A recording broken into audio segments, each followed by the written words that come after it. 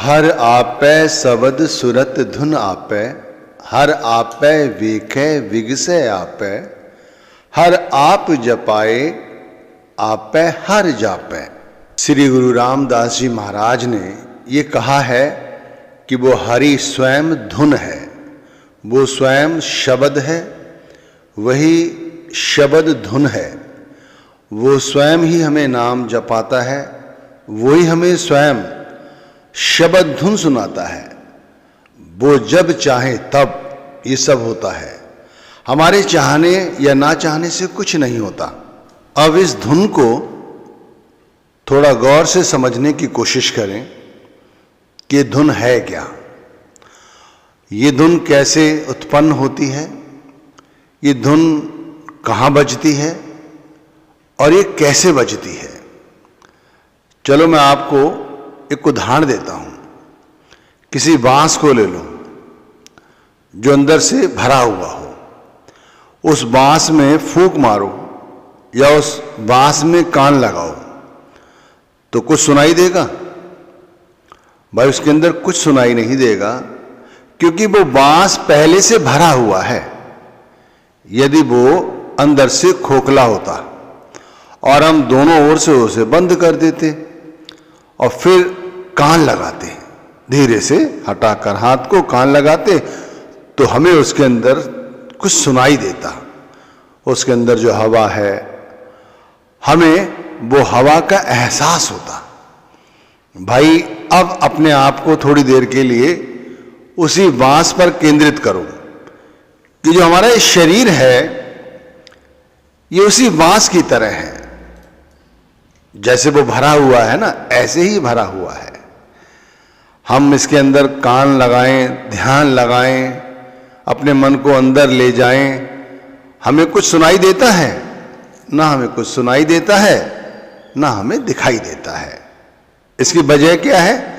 जैसे वो बांस अंदर से भरा हुआ था, ऐसे ही हमारे अंदर सब कुछ भरा हुआ है।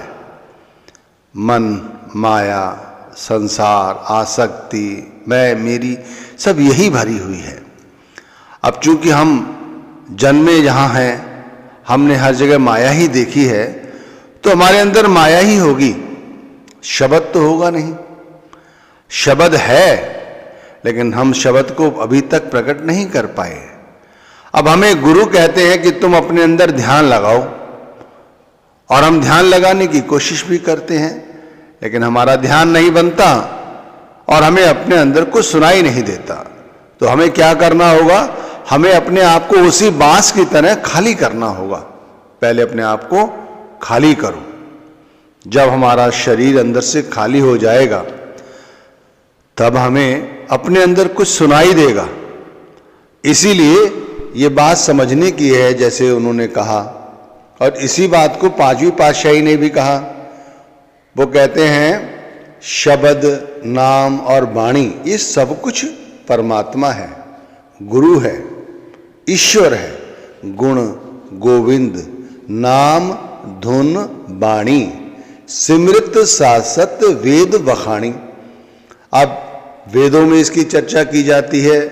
वेदों का ज्ञान कर कर गुरु हमें इसी भेद को बताते हैं कि जो कुछ भी है वो गोविंद, वो गुरु, वो शब्द, ये सब कुछ ये नाम है, और नाम से प्रकट होने वाली ये धुन है।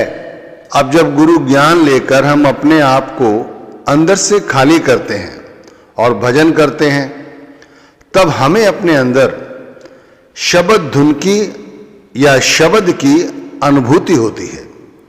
भाई ये जो शब्द धुन है ये अंदर गूंजती है। भाई इसमें विशेष तरह की ताकत होती है, लेकिन शब्द की जो विशेष ताकतें हैं ये उत्पन्न कैसे होती हैं? भाई जब हम एकता के साथ अपने अंदर ध्यान और भजन करते हैं तब। अब ये एकता कैसे है, इसे बारीकी से समझो। सबसे पहले शरीर यानी इसकी बैठक, फिर दूसरा मन, फिर तीसरा ध्यान, फिर चौथा सुरत यानी आत्मा, और फिर पांचवा यानी कि वो शब्द जो हम जप रहे हैं गुरु द्वारा दिया गया नाम, तो जब इन पांचों में एकता आ जाए, भाई जब हम भजन में बैठे तो हमारे जो शरीर है वो स्थिर हो, अस्थिर नहीं।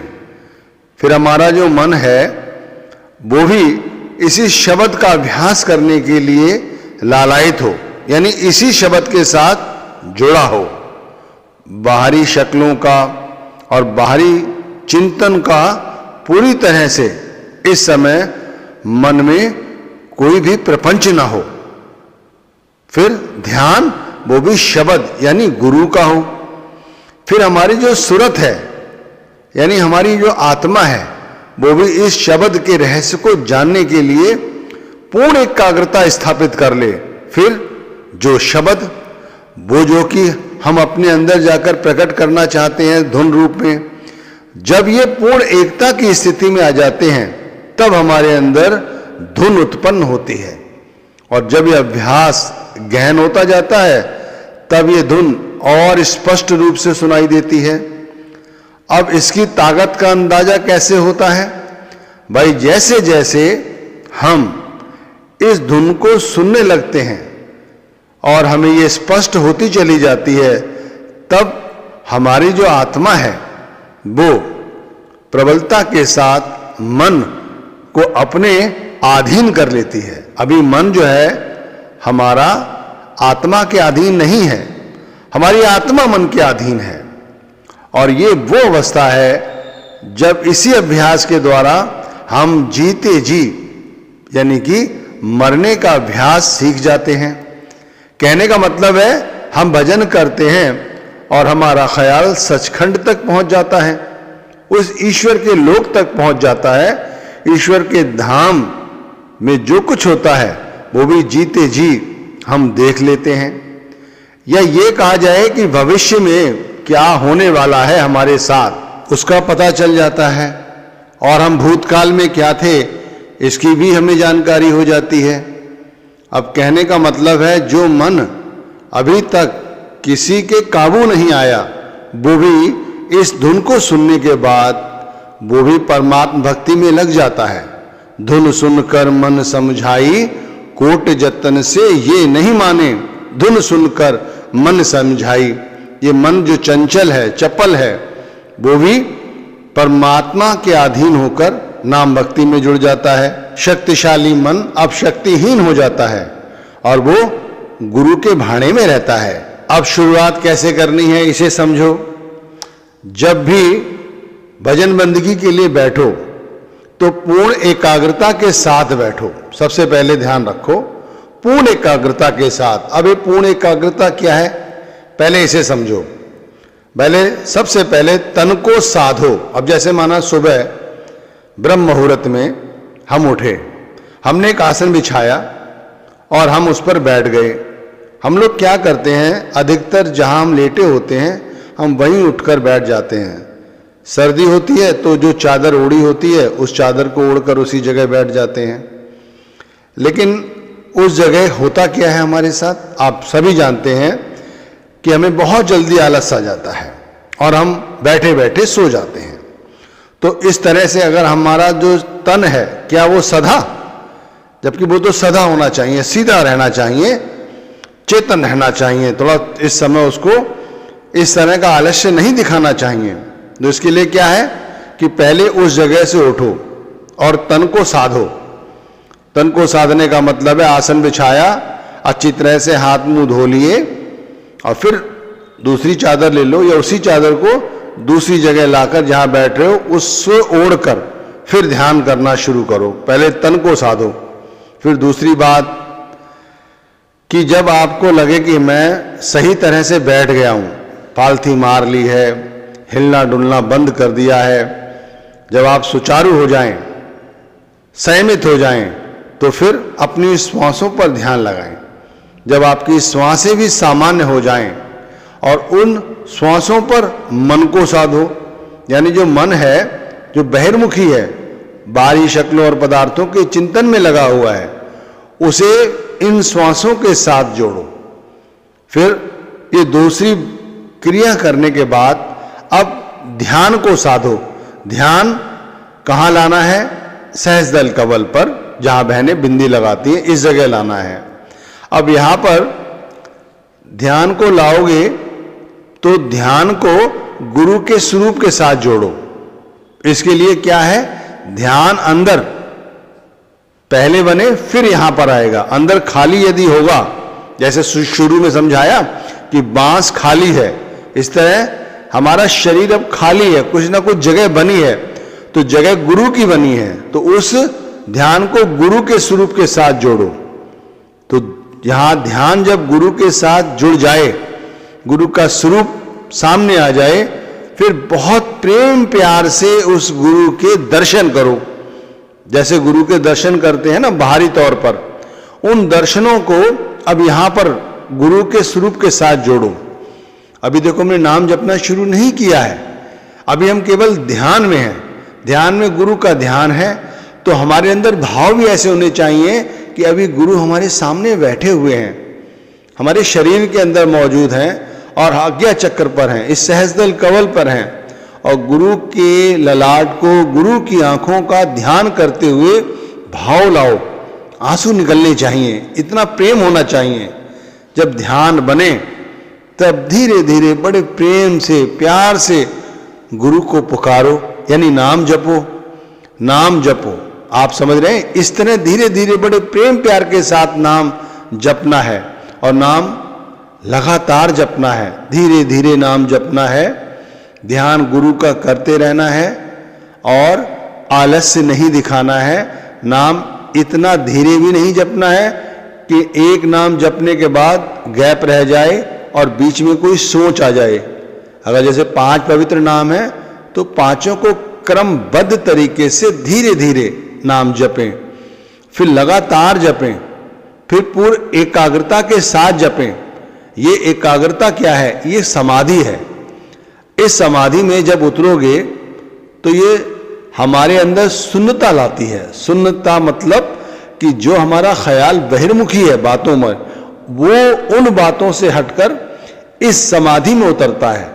जब ख्याल इस समाधि में उतरता है तो शून्य की समाधि लग जाती है।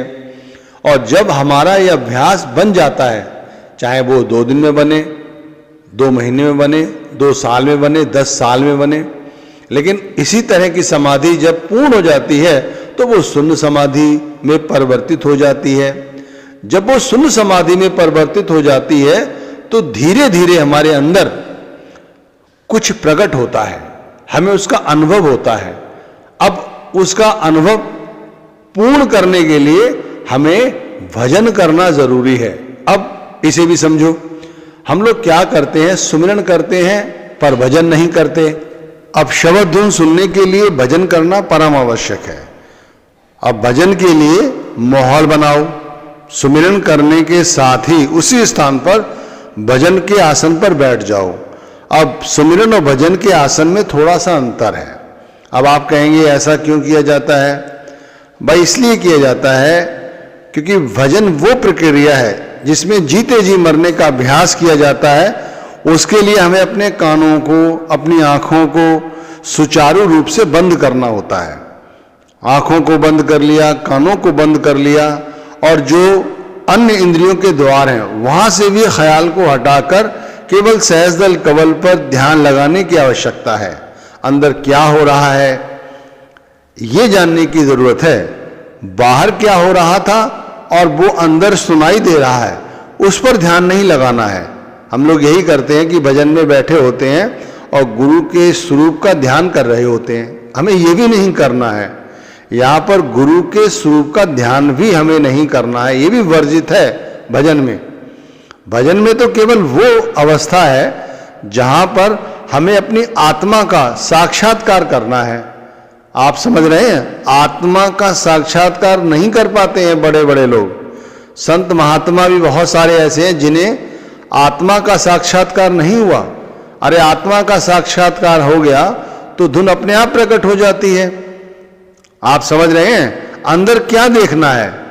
हमने अपना सर झुका दिया, सर झुका दिया, सर झुकाने के बाद कानों में अंगूठे डाल लिए, आंखें बंद कर ली, और उकड़ू अवस्था में बैठ गए। इसे फिर से समझो, बारीकी से समझाता हूं। भाई हम उकड़ू अवस्था में बैठ गए हैं, हमने अपना सर आगे झुका दिया, सामान्य तौर पर आंखें बंद कर ली, सर आगे झुका दिया है, कानों में अंगूठे डाल लिए हैं, उंगलियां आंखों पर रख ली हैं और इंद्रियों से ध्यान हटा लिया है। अपनी इंद्रियों से ध्यान हटाकर अंदर केंद्रित करने के लिए इस सहस्रदल कवल पर अपने ध्यान को ले आए। अब चूंकि हमने एकाग्रता के साथ नाम जपा है, ये नहीं अभी जपा है भाई, 10 दिन से, 10 महीने से, 1 वर्ष से, 5 वर्ष से ये जप रहे हैं, तो अब ये हमारा अभ्यास बन चुका है। अब करना क्या था और क्या नहीं किया? भजन नहीं किया। भजन नहीं किया जो कि करना था। अगर किया होता तो अभी तक सुमिरन के साथ साथ हमें शब्द धुन भी सुनाई दे रही होती, लेकिन अब नहीं किया, तब बहुत पछताओगे। तब नहीं किया, चलो कोई बात नहीं, अब कर लो, अब मत चूको। तो आप भजन में बैठो, भजन में बैठकर सुनने की कोशिश करो। सुनाई दे या ना दे ये उसकी इच्छा है। भाई शब्द परमात्मा है, शब्द धुन भी परमात्मा है, यही तो कहा है वाणी में। वो चाहे तो हमें शब्द धुन सुनाई देगी, वो चाहेगा तो शब्द का साक्षात्कार भी होगा, वो चाहेगा तो हम अंदर आत्मा का भी साक्षात्कार कर लेंगे। लेकिन ऐसा नहीं है कि वो नहीं चाहता, वो चाहता है, इसीलिए हमें नामदान दिया गया है।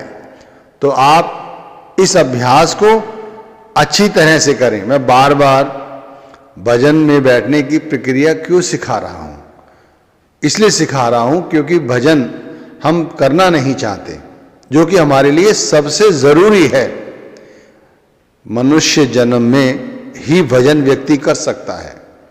आप समझे, अगर माना किसी अन्य योनि में चले जाओ तो वहां भी हम ध्यान करेंगे, कुछ ना कुछ बच्चों के विषय में सोचेंगे, पशु पक्षी हो गए तब भी हम उसी विषय में सोचेंगे।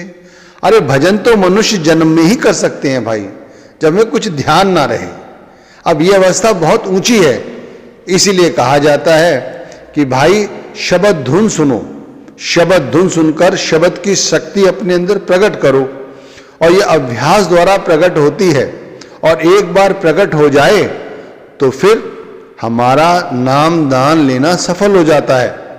अब ये शब्द धुन तब तक प्रकट नहीं होगी, समझ रहे हैं आप, जब तक हम अपने अंदर से, जैसे शुरू में विनती की, शुरू में आपसे प्रार्थना की, समझाया कि हम अपने आप को उस बांस की तरह खाली नहीं करेंगे। अब खाली कैसे होते हैं हम? सुमिरन के द्वारा। नाम जपा है ना हमने शुरू में, उससे हम खाली हो चुके हैं पूरी तरह से। अब कई बार ऐसा होता है कि लोगों को शुरू शुरू में सुमिरन करते ही धुन सुनाई दे जाती है, तो भाई कुछ प्रारब्ध होगा, अच्छा तो सुनाई दे जाती है। अच्छा, ये भी जरूरी नहीं है कि आप इसी तरह इसी आसन पर बैठकर भजन कर सकते हैं। भजन तो आप जिस अवस्था में चाहे उस अवस्था में कर सकते हैं। यदि आप बैठ नहीं सकते तो लेटे लेटे भी ये प्रक्रिया कर सकते हैं। पर कानों में अंगूठे डाल लेने हैं और ख्याल को अंदर सहस्रदल कवल के ऊपर एकत्रित करना है, बस इतना करना है। ये नहीं सोच विचार करनी है कि धुन इस कान से आएगी, उस कान से आएगी, ऐसा नहीं करना है। अच्छा, कई बार ऐसा भी होता है कि बहुत से लोगों को बहुत जल्दी धुन सुनाई दे जाती है, तो भाई ये मन की धुन होती है, हमारी अपनी सोच होती है। अच्छा, ये जो धुन है जो तुरंत सुनाई देती है फिर विलुप्त हो जाती है, ये धुन कोई शक्ति प्रदान नहीं करती, क्योंकि ये धुन जब ऊपर चढ़ने की अवस्था आती है, महाशून्य की समाधि में चढ़ने की अवस्था आती है, तब ये वो काम नहीं करती, वो वहां से फिर नीचे आ जाती है, फिर हमारा ख्याल फिर बहिर्मुखी हो जाता है। लेकिन जो धुन हम अभ्यास द्वारा अपने अंदर प्रकट करते हैं, वो धुन ताकतवर होती है, वो हमारे ख्याल को ऊपर चढ़ाती है। अब कहते हैं ना, भंवर गुफा का नाका तोड़ा, तो ये जो भंवर गुफा का नाका यानी जो द्वार है वो बहुत छोटा सा है, इतना छोटा सा है, अब उसे कैसे समझाया जाए आपको। उसके अंदर केवल शब्द ही प्रवेश कर सकता है, शब्द यानी परमात्मा। अब जो परमात्मा यानी शब्द के साथ आत्मा एक हो गई है, जिसे अनुभूति हो चुकी है, ध्यान रखिए इस चीज का, अनुभूति, ऐसे नहीं हमारे अंदर आत्मा है, हमने सुन लिया और हम कह रहे हैं आत्मा है। आत्मा का हमने साक्षात्कार कर लिया, तब जाकर इस शब्द के साथ हमारी आत्मा जुड़ जाती है, फिर वो भंवर गुफा में प्रवेश कर जाती है। उस अवस्था में सोहम की जो धुन है वो हमारी आत्मा सुनती है। तो ये देखने में, सुनने में बहुत कठिन है, लेकिन है ये बहुत सरल। अगर ये सरल नहीं होती तो इसे 2-2 घंटे 3-3 घंटे करने के लिए कहा जाता, केवल आधा घंटा करने के लिए तो कहा जाता है, सुमिरन 2 घंटा करने के लिए कहा जाता है। क्यों? कभी विचार किया है इस विषय में? आप ज्ञानी हैं, गुणी हैं, कभी सोचते हो इस विषय में कि हमें 2 घंटे करने के लिए सुमिरन कहा जाता है और आधा घंटा के लिए केवल भजन करने के लिए कहा जाता है? वो इसीलिए कहा जाता है मेरे भाई कि हमने जब से आंख खोली है हमने माया ही देखी है, और ये शरीर भी माया ही है।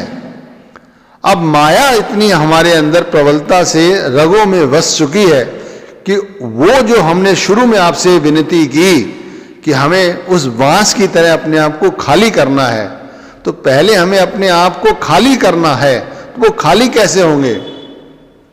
वो केवल सत्संग सुनने से खाली नहीं होंगे। यदि चाहते हो कि हम खाली हो जाएं और केवल सत्संग सुनते रहें, गुरु के बाहर दर्शन करते रहें, भंडारे में बढ़ चढ़कर हिस्सा लें, सेवा करें, भाई ये सब कुछ मुबारक है, कोई मनाही नहीं है, आप और बढ़ चढ़ के करो। लेकिन असल काम जो है इससे नहीं बनेगा। अंदर से खाली करने का मतलब है कि भाई अपने आप को पूर्ण रूप से शब्द को समर्पित कर देना। गुरु के सच्चे दर्शन कहां होते हैं?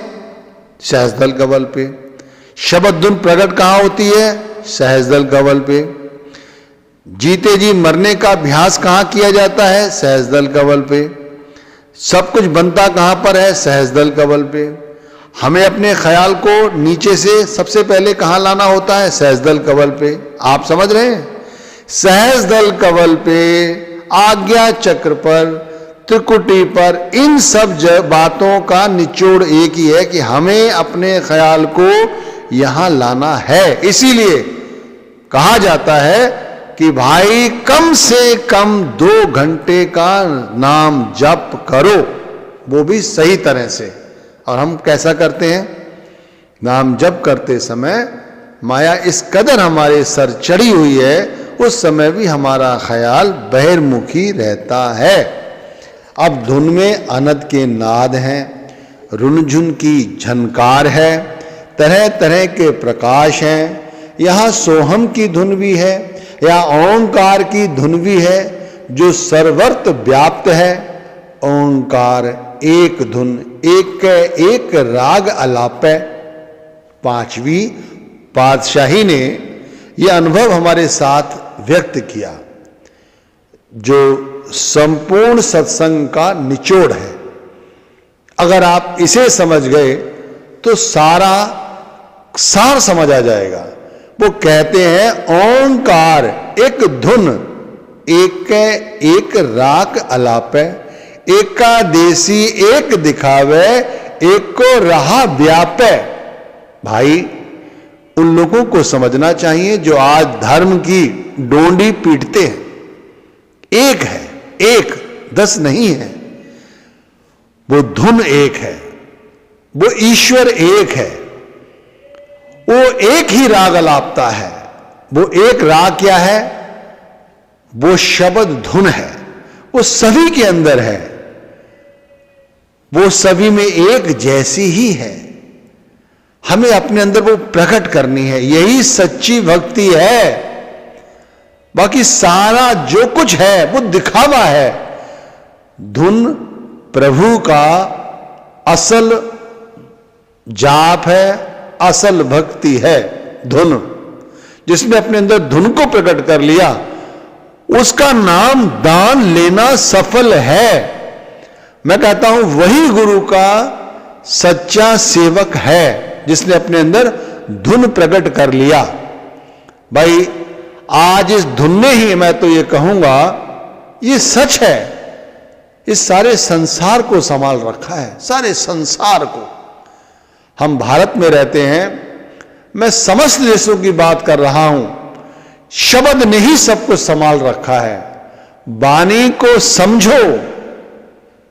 वाणी क्या कहती है? वाणी कहती है भाई शब्द से ही ये सृष्टि बनी है, शब्द ने ही इस सृष्टि को संभाला है, शब्द ही इस सृष्टि को चला रहा है। सृष्टि से पहले भी शब्द था, आज भी है और भाई कल भी रहेगा। जिस दिन सृष्टि से शब्द हट गया, उस दिन यहां प्रलय आ जाएगी, महाप्रलय आ जाएगी। तो भाई सबसे पहले सच्ची शब्द धुन को पकड़ो। जो धुन मन की है वो तो काल की धुन है। काल नहीं चाहता कि हम सच्ची शब्द धुन सुने और हमारी आत्मा यहां से मुक्ति प्रदान करे। लेकिन जिन्होंने दयाल का पल्ला पकड़ा हुआ है, जिन्होंने अंदर जाकर उस शब्द का साक्षात्कार किया है, वो शब्द उन्हें 84 के बेड़े से हमेशा के लिए मुक्त कर देता है। और भाई सबसे देखो बड़ी बात, जब शब्द धुन सुनाई देने लगती है तब हम घर परिवार में ही रहते हैं। ऐसा नहीं है कि हमारी शक्ल बदल जाती है या हमारी बोलचाल बदल जाती है। भाई हम वैसे ही रहते हैं जैसे हम घर परिवार में आम तरह से रहते हैं।